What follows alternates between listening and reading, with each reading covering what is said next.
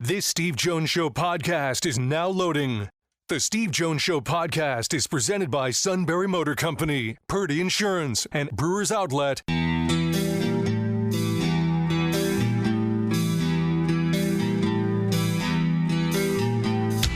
Bringing you an in-depth look at Penn State sports and more. This is the Steve Jones Show on News Radio 1070 WKOK. The Steve Jones Show is presented by Sunbury Motor Company, Purdy Insurance, and Brewers Outlet. Now, from the Sunbury Motor Studio, here's Steve Jones. Yeah, great to be with you on the show today. Brought to you by Brewers Outlet, Reagan Street in Sunbury, the beverage supermarket. Imports, domestics, microbrews, the best selection of beer anywhere. Water, soft drinks, snacks. They roast their peanuts fresh and hot every day. 6 great flavors of slushies. And now ready to drink cocktails. High Noon Jack Daniel's Crown Royal. Pickle Bar led by the Barrels and the Dills, indeed second to none. All at Brewers Outlet, Reagan Street in Sunbury, the beverage supermarket. Yeah, a lot going on. We believe this is the day, the way we understand it. I was talking with Pat Kraft about this earlier. Again,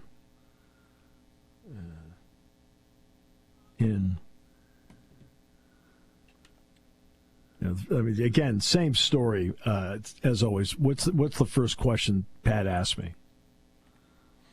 He said, that suit guy isn't around, is he? I said, no, we're good. Okay. He says, every single time. I said, okay. But we were talking about this today. We think that this is the day that Judge Claudia Wilken gives more guidance, if not approval,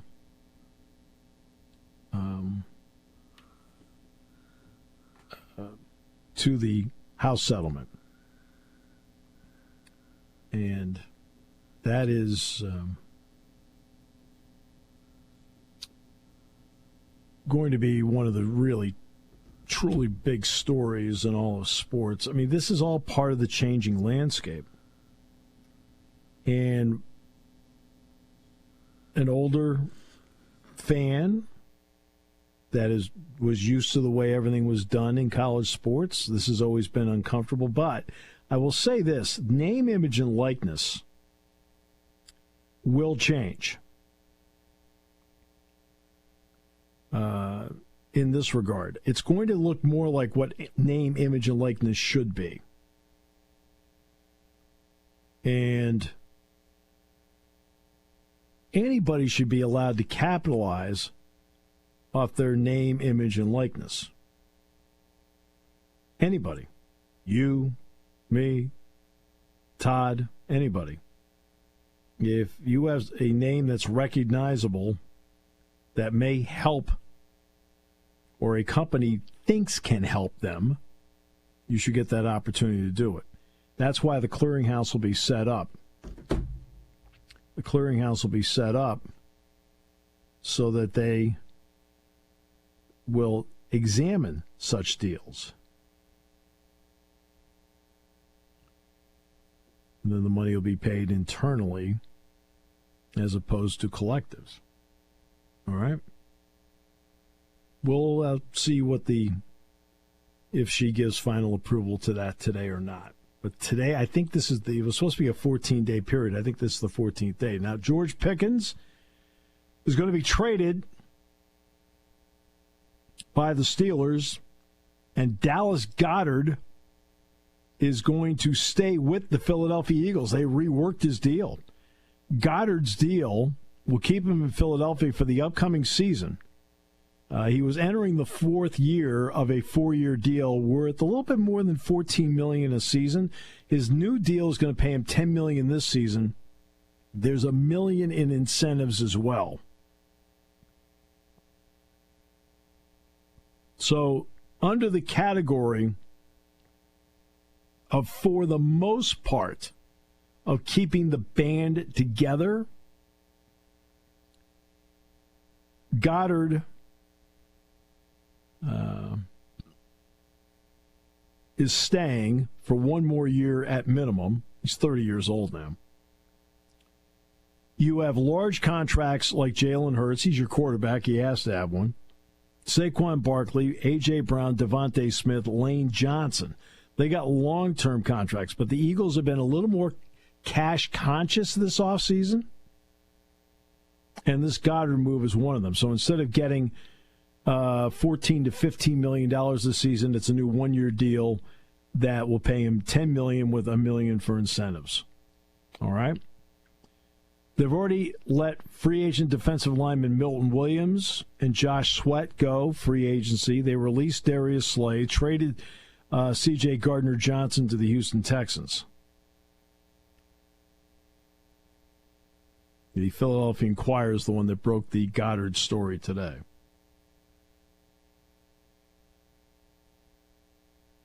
Now, as for the Steelers trade, George Pickens goes to the Cowboys. He'll now play opposite C.D. Lamb. The Steelers send Pickens to Dallas for a third-round pick next year and a fifth-round pick in 27. The Steelers will also send a 27 sixth-round pick to Dallas in all this. The Cowboys have been looking for something to do at the wideout spot. When T. McMillan was drafted by Carolina, that changed their draft strategy on draft night. McMillan is the guy they had targeted. The Cowboys were picking 12th. The Panthers picked 8th.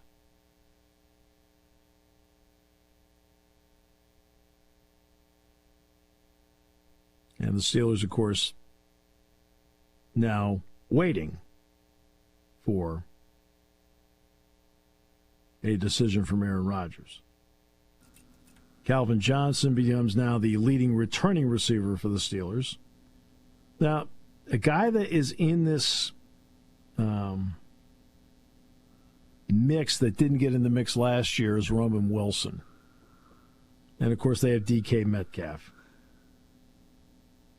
And while Pickens brought a certain entertainment value to the game beyond catching the football, he's not going to be missed.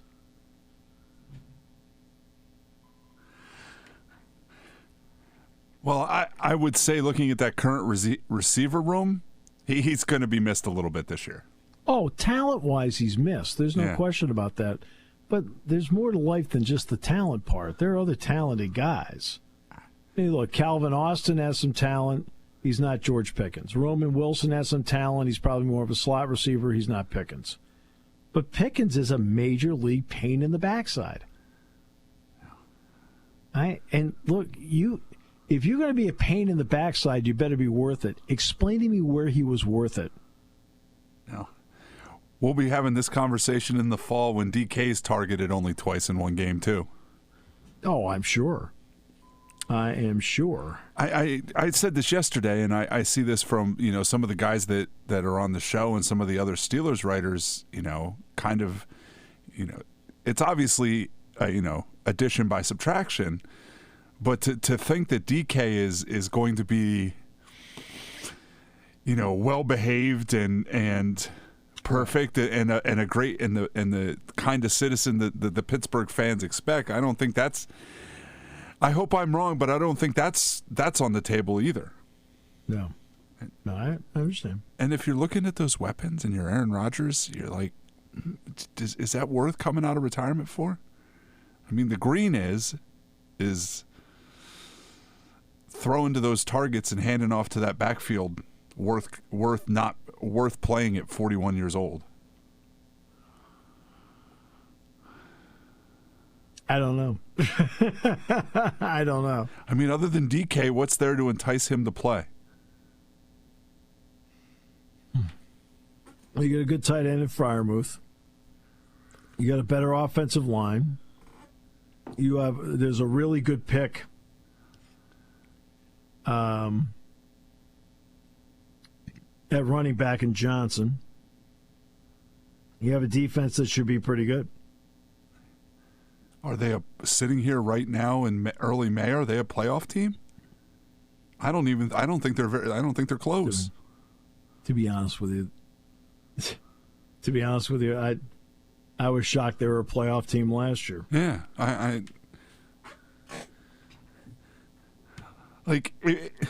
think we've said this before. I mean, if you're telling me that the whole plan right now is to get a quarterback next year in the draft, then you're doing a heck of a job. Mm-hmm. Yeah. But right now, as what their goal is for this season, you have to wonder what's going on. Yeah. It has been, I would say, a somewhat confusing offseason for the Steelers. How about that? I feel like the Eagles, once again, have gone about their offseason intelligently, professionally. Right? They've looked at certain guys, and they said, "Nah, time to move on from them," which they've done. The Goedert deal is a great example of, okay, a guy we'd like to keep, but we don't want to keep him at $14 to $15 million. So both sides, Goedert wants to stay. Both sides end up reworking the deal. Okay. Well, that's great. That's how a professional organization goes about it. And I think the Eagles have handled their offseason like a professional organization. Like you can see the Steelers' decision in a vacuum makes sense. It's just the overall plan seems a little off right now. Well, okay, the Aaron Rodgers situation is going to tell you what their mindset is one way or the other. Okay? Yeah.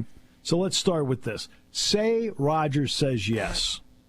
They think then the mindset's going to be, we think we can make the playoffs and maybe advance. Now, I'm not saying that's going to happen because Aaron Rodgers hasn't done that since leaving Green Bay. But I'm saying that's going to be the mindset for next season. If Rodgers doesn't sign and Mason Rudolph is your quarterback, you are telling your fan base, okay, get ready, we're going to have one of the top 10 picks.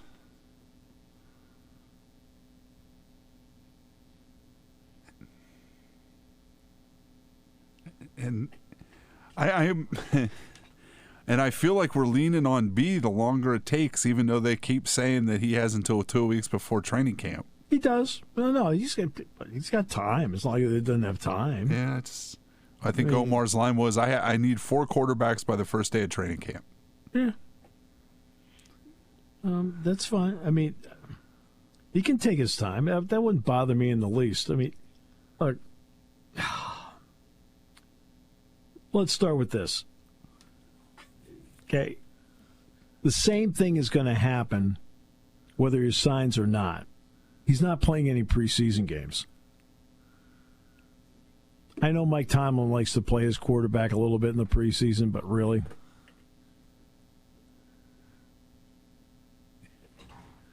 Yeah, I'm pretty sure Aaron's not playing any preseason games. I'm pretty sure. No. I'm 100% sure you are right on that.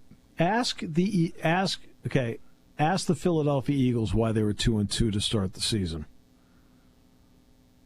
Why were they 2-2 to start the season? Because none of those guys played any preseason games. September was their preseason. Worked out the kinks and turned out to be the best team in football. Okay? That's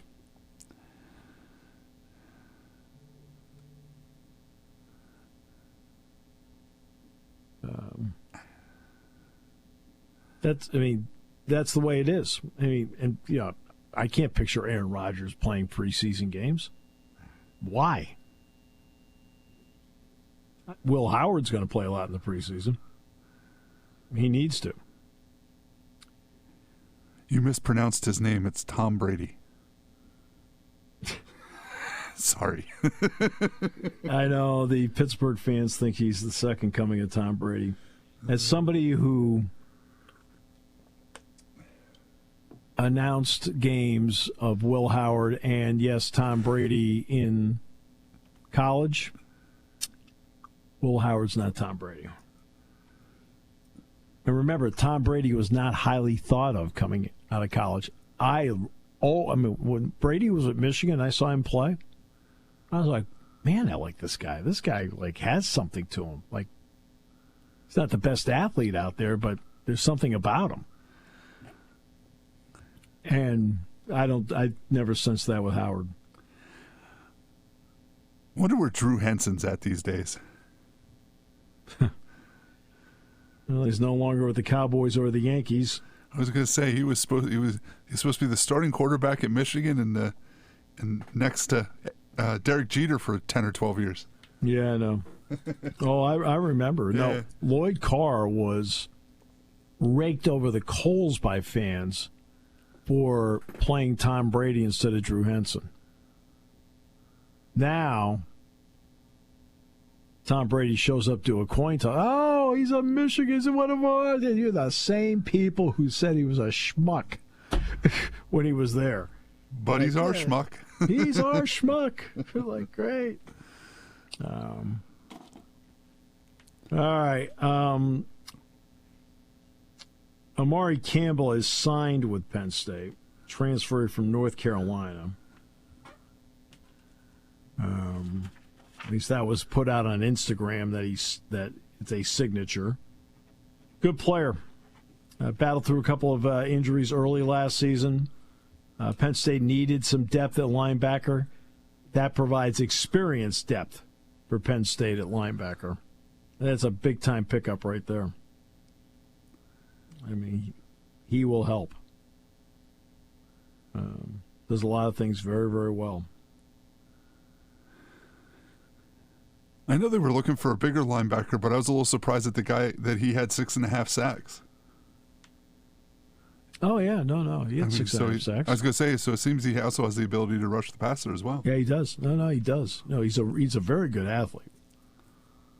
Very good athlete. Yeah. So.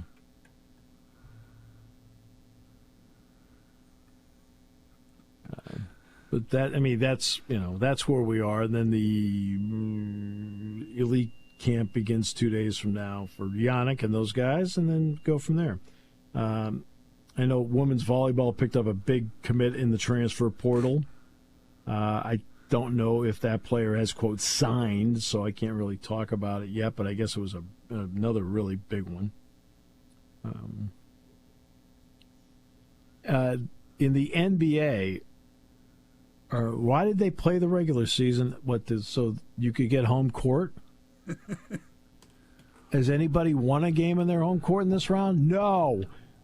Home court teams are 0 for life so far. I was thinking on or maybe it was Monday, how many times has the 2 number 1 seeds lost the opening game and the defending champions all lost the first game of the second round, I wonder? Yeah, who knows? Probably, I would guess never. And don't call Tyrese Halliburton underrated or overrated. No. You'll just make him mad. I know. It's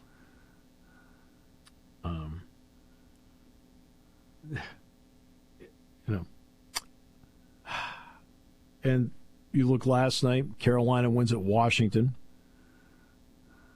Heck with home ice there, and Edmonton won at Las Vegas. Other than that, why bother being at home?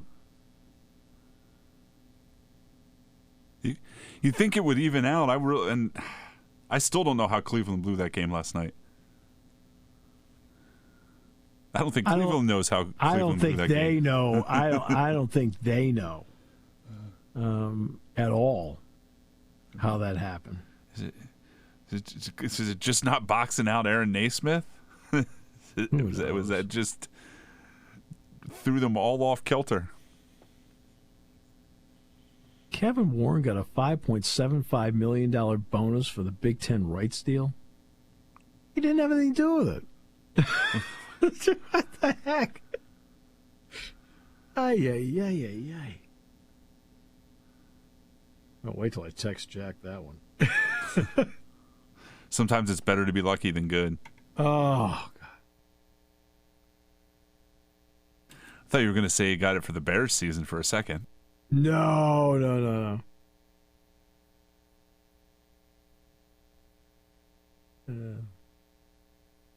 I just texted him. Kevin Warren got a $5.75 million bonus for a Big Ten TV deal he didn't negotiate.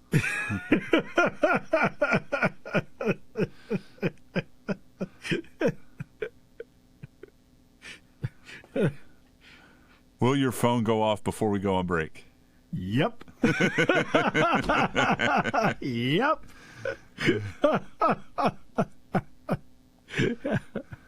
Oh, my goodness. Let's see. Charles Barkley. Remember I was telling you, like, he made the quote about the playoffs have been boring? Well, now his new quote is, if you don't like basketball, there's something wrong with you. You got to give him credit. He's all over the map. He reads the tea leaves well. U.S. viewership for the NHL has fallen back a bit, but the Canadian viewership is up. Now, part of that is, of course, in the West, you've got Edmonton, and Toronto winning in the opening round helped.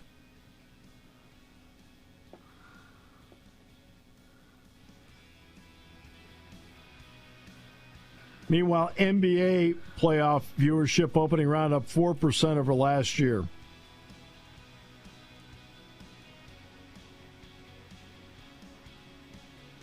Every game goes down to the wire. As most games go down to the wire, that should go up, you would think. Right, exactly.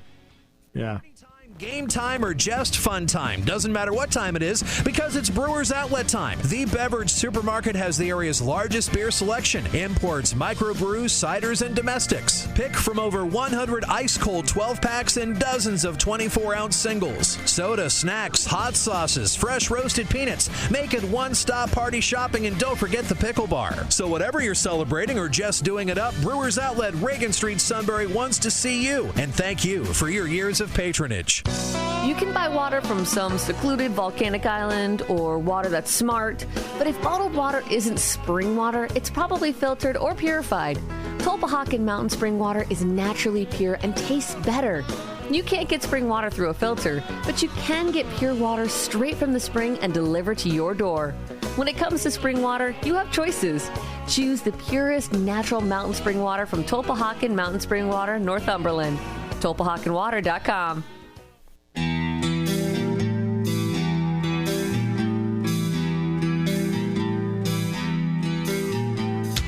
Bringing you an in-depth look at Penn State sports and more. This is the Steve Jones Show on News Radio 1070 WKOK. The Steve Jones Show is presented by Brewers Outlet, Sunbury Motor Company, and Purdy Insurance. Now, from the Sunbury Motor Studio, here's Steve Jones. All right, this half hour brought to you by Purdy Insurance, Marcus Reed in Sunbury. Go to purdyinsurance.com. Auto, home, light, business, boat, motorcycle, RV. May need assistance with Medicare. Purdy Insurance, they cover it all. Really terrific people. I mean, just great people who also happen to be terrific pros. They'll do everything they can to make sure you're fully covered and save you money. All at Purdy Insurance, Marcus Free in Sunbury. Go to purdyinsurance.com. Okay, so guess which receiver the Steelers are targeting to potentially take over for George Pickens? Alan Lazard. Who happens to have deep ties with? Aaron Rodgers. That's right, Green Bay and the Jets. Lazard's 29 years old, not quite the dynamic player Pickens is, but also is better at finding the end zone, which the last time I checked is one of the goals. Scoring.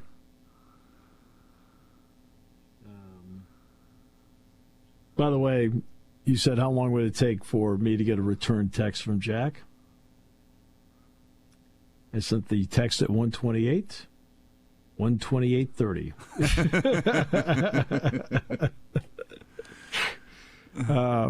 Then let's go back to our chat with John Parado earlier in the week, right? And we talked about, first of all, we talked about everything except what's on the field. When we got to the field, that was a disaster too. But we talked about all the stuff off the field. The bricks, the ad, over the 21 sign in right field, things like that. Well, listen to this, and it's on video. A game day employee at PNC Park has been suspended following a physical altercation with a fan following Sunday's game between the Pirates and the San Diego Padres. A video posted on social media shows the employee and the fan having a verbal altercation, then the employee punching the fan at least 3 times. A second altercation then broke out after the fan allegedly spit on the employee, at which point the employee removed his belt and started whipping the fan.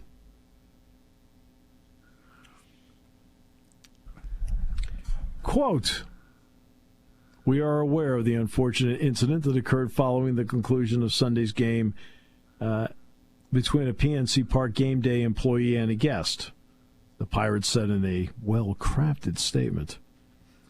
"The employee's behavior was entirely unacceptable, and he was immediately suspended. This incident is under further investigation." What happened was the employee intervened on behalf of a female employee who had a verbal confrontation with 2 fans. Okay?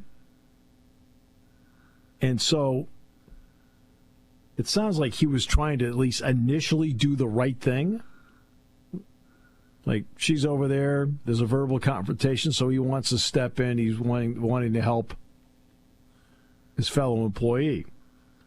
And then, of course, it spirals out of control. This is on top of the fact that 20-year-old Kevin Markwood fell over the Clemente wall in right field. The police say the fall is being treated as accidental in nature. Kevin Markwood, by the way, is now awake and responsive. But, yeah. I mean, again, an organization that has no control over the field. Right? Has to do everything right off the field. Now, that doesn't mean that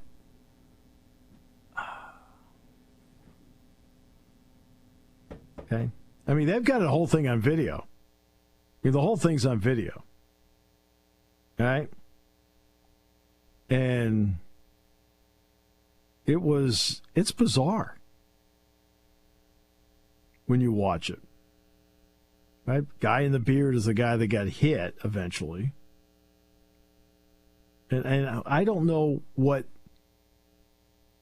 the guy in the beard did in terms of conversing with the female employee and why it was the way it was. Well, I'm guessing I find it hard to believe that the fans weren't at least a little bit in the wrong, because otherwise, why was he only suspended and not fired? Right. Now, does the Pirate employee punch the guy? Yeah. Right. And I'm talking like, and then the guy spits on him, and then when he spits on him, then he takes off the belt and then he starts hitting him with the belt. He hit him. I think he hit him at least 3 times with the belt. My thought when I saw it last night is, if I'm that fan, I might have given up after I got whacked 3 times in the face. I mean, for goodness sakes, just leave the ballpark. I mean, come on. Haven't you suffered enough? Plus he was watching the Pirates. Now, my question would be, with the fan, like, how much did you drink? I don't know. Maybe nothing. Maybe something. Yeah, there are some people that are just naturally like that. Yeah. But see, that's the part that's been... It's one thing. The product on the field is not good.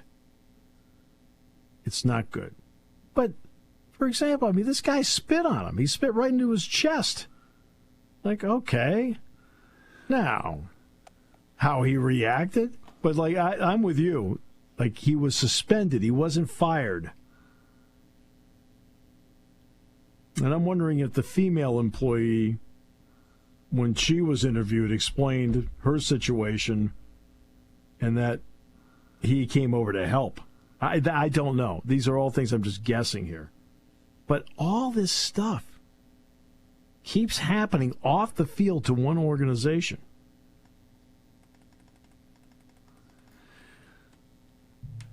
Not that he's going to sell the team, but I wonder if all these PR hits and we're on our way. I mean, is there any way they're not losing 100 games? Probably. Oh, they're losing 100 games. So. And I wonder if all this, all at once, makes them at least, is wake up the right word? Decide that they're going to try a little harder, maybe just be a little better, or are we having these same conversations again next year in May when they're, 15 and 30 or whatever they are now, and maybe not struggling as bad off the field, but still struggling on the field? Yeah, what are they right now? They are 12 and 25. They're playing .324 baseball. So 37 games into the season, they have 12 wins. Okay? The only teams worse than them right now are the White Sox, who have 10 wins. The Colorado Rockies have 6 wins. So right now the Pirates have the 28th best record in Major League Baseball. They are 1-9 in their last 10 games. They've lost 6 in a row. And I mean, let's get to John's point now, and John Parato's point. And I've had an issue with this for a long time with the Pirates. Fundamentally, they're not good. I mean, fundamentally, they're not a good team in terms of missing cutoff man, throwing to the wrong base, poorly running the bases, not executing certain hit situations. This is fundamentally not a good team. Now, do they have Paul Skeens? Yeah. Okay. And Skeens is 3-4, but his ERA is 2.77, and Andrew Heaney's been really good. After that, they've got problems. I mean, after that, they've got problems. I mean, last night, Skeens went 6 innings, 3 hits, 2 runs. Or, excuse me, last night he went 6 hits, 6 innings, 3 hits, 2 runs, both earned, lost. He lost 2-1.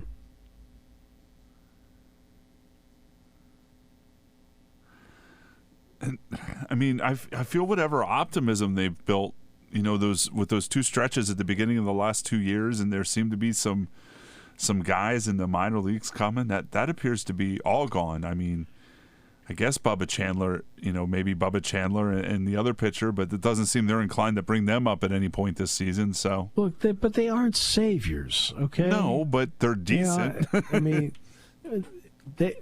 bring them up, just let them go, okay? I mean, bring them up and let them go. I mean, they don't have, I don't know.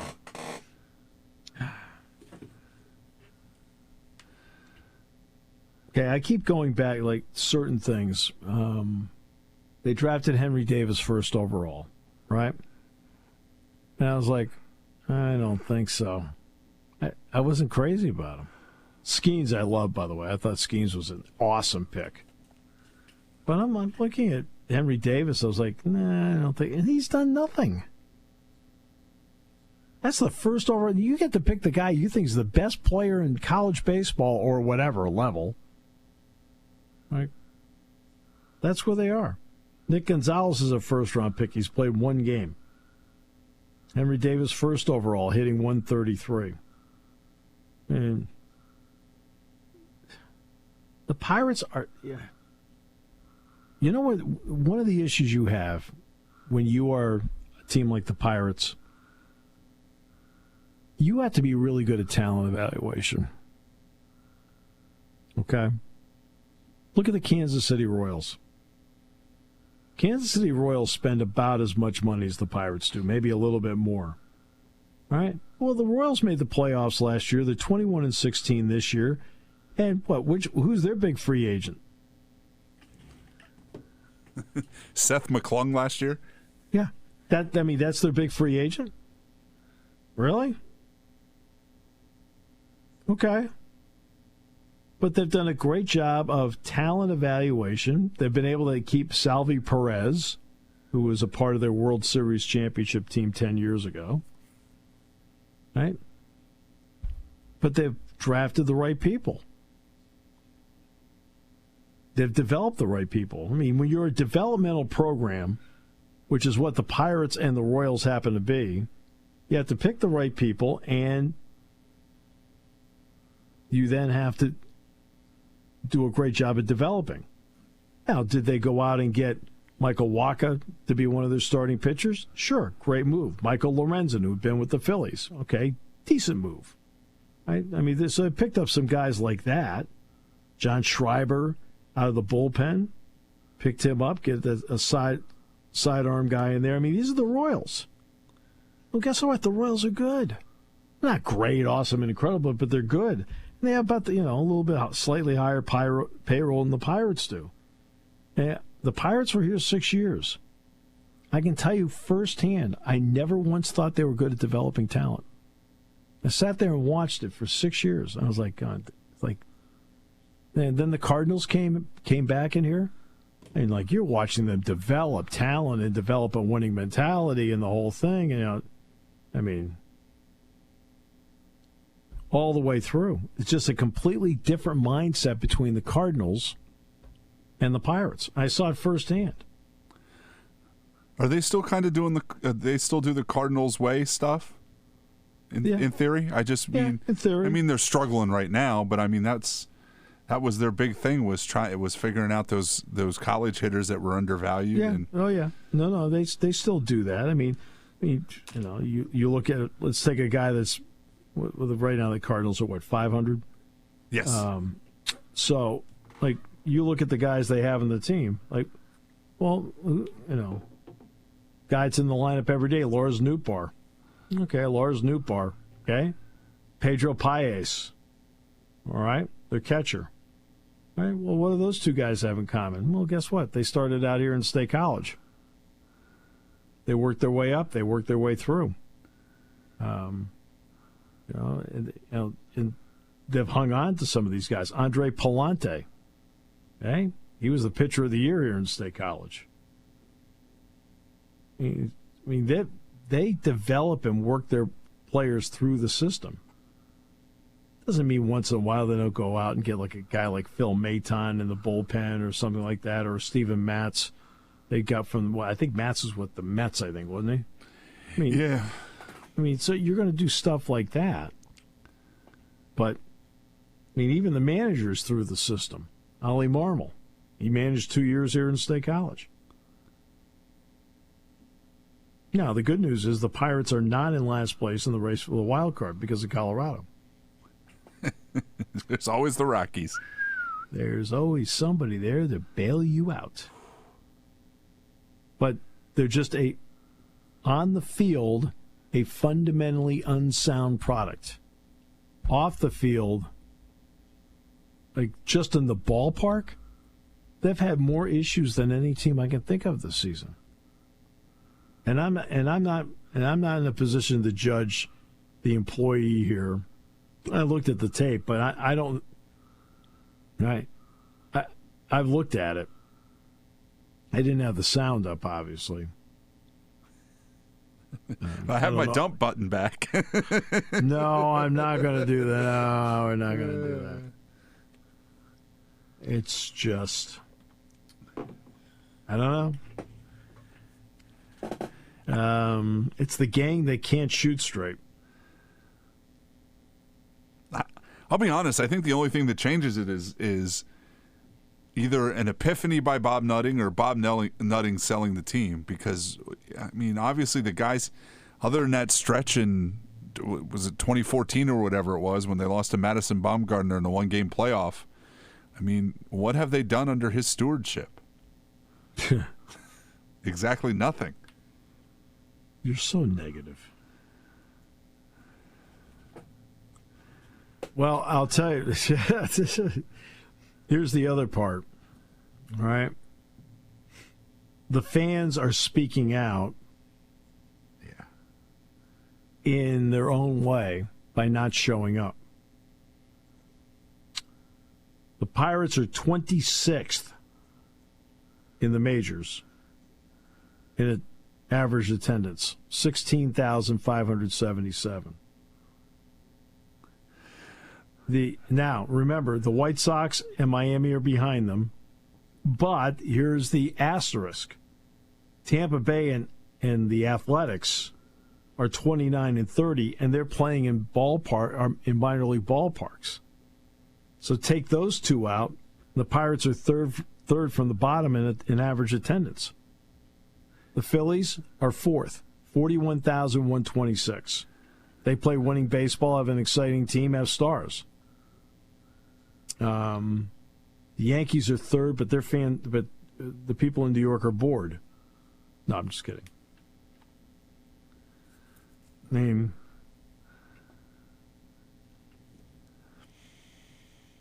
16,577.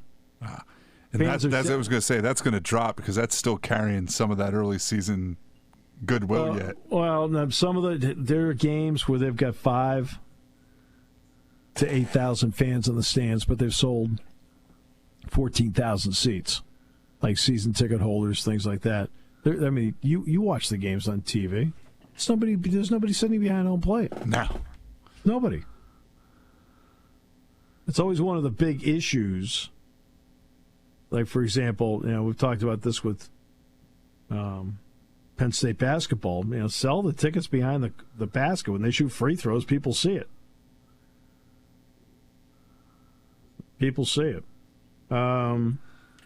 Whereas the Pirates' estimated payroll, $69 million. Their payroll is higher than the Athletics, higher than the White Sox, and that's it. There are 1, 2, 3,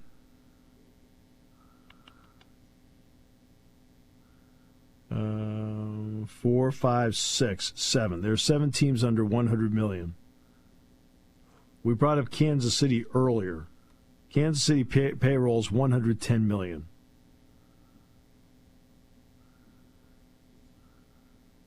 $110 million. Can't even buy a decent NBA team on $69 million. I think that gets you 2 NBA players. Yep.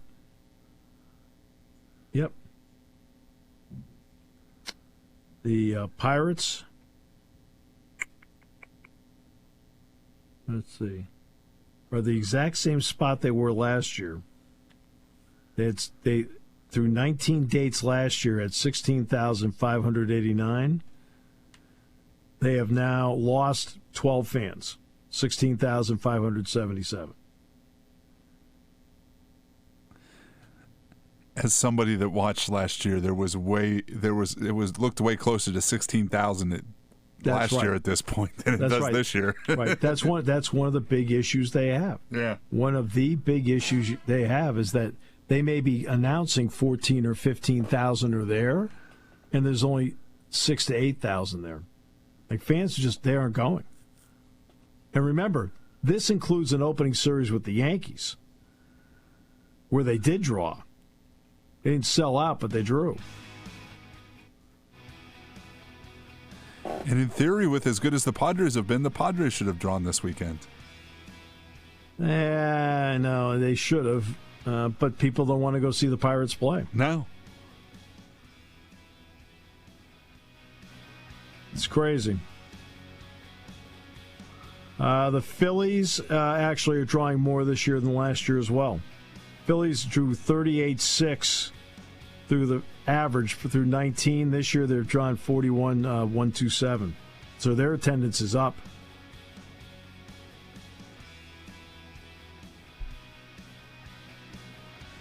That's interesting. Yeah, Phillies' attendance is up. Because they were better last year in the early season. I know. But, look, there's something about that Phillies team. In the end, they're going to be around it because they're just really good.